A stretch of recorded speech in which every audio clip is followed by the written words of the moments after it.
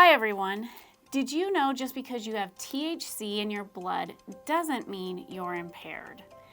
This is Christina Williams with Just Criminal Law. And this is David Mann, legal storytelling specialist. All right, Christina, so first of all, what is THC exactly? THC is the chemical found in marijuana. So whether you consume marijuana through an edible or vaping or smoking, the THC is going to get in your system. Okay, so it's like the alcohol in alcohol or beer, wine, or whatever. THC is the substance that makes you feel high. And you're saying there's not necessarily the same kind of connection between impairment and this level in your system?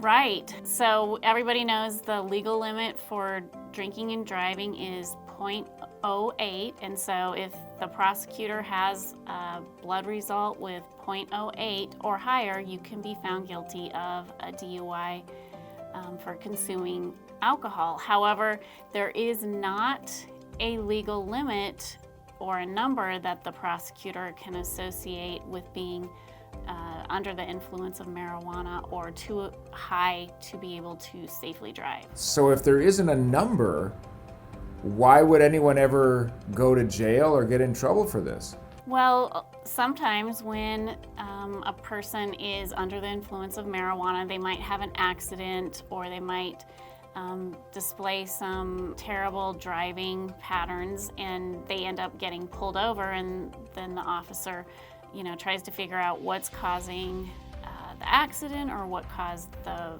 terrible driving pattern, and so they start to investigate him for a DUI. Okay, so if it's alcohol, well, they're going to eventually do a blood test, and alcohol is going to show a blood alcohol level of something, and they're going to say, oh, that's over or under the legal limit, and that is what we have, the legal system agrees upon is the indication of impairment.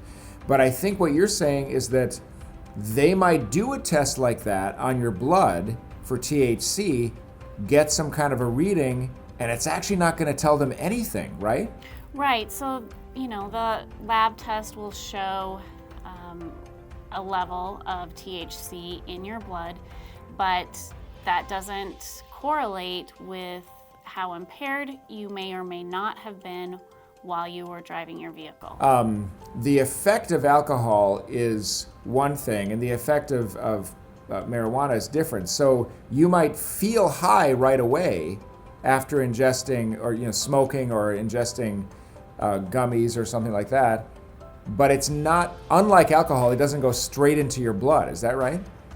Right, it goes straight to your brain, so you'll feel impaired right after you're driving or right after you've smoked and you may be driving and have an accident at that time, and then get the blood results back and have a really low level of THC in your system because it hasn't had a chance to get in your blood yet. So there's no correlation. You may have a really high level of THC in your blood but be feeling completely sober, and maybe you just had the accident because it was icy out and it did not have anything to do with being under the influence of marijuana. So there's no correlation between the numbers that come back in your blood for THC and being too impaired to drive.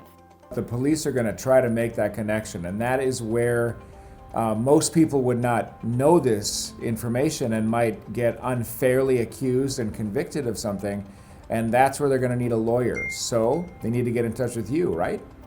Right, and we will include a link in the description where they can call, text, or chat with a member of my team anytime, day or night.